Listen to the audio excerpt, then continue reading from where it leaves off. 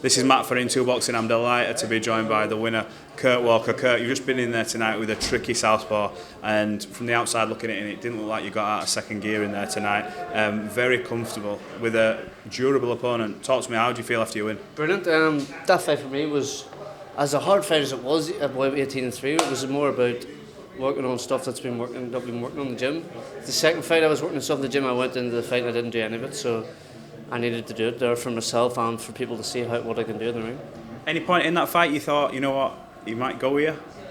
Not really. I was catching around the guard sometimes, and I was catching lovely uppercuts on some body shots. I couldn't maybe put more in the body shots together, but like I said, the coach gave me a game plan, and it was about sticking to that game plan, and whatever happens. As long as I stick to that game plan and we win, I'm happy.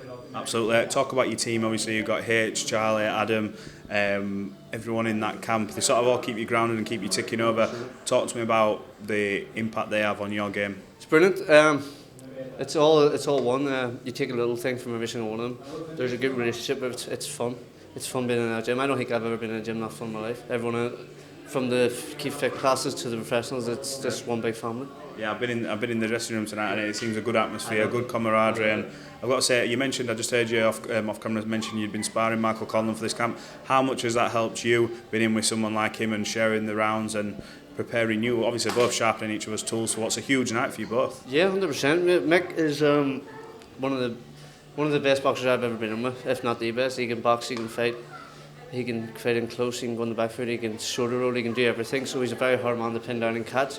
So going in with him gives me great experience for getting with guys like that who keep coming as well, like him. Is that a bit of a chess match when you two go in there? Because I've seen how you move and how you use your posture to sort of feint and stuff like that. I bet you two just spend half the time looking at each other.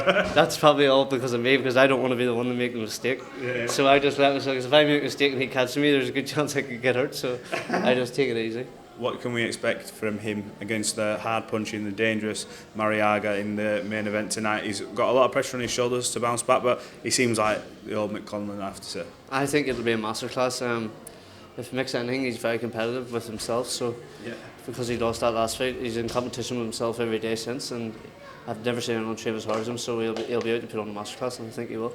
What can we expect from you next? When are we back out? Hopefully October, end of October. Another good fight. I want to, like Jimmy knows what I want.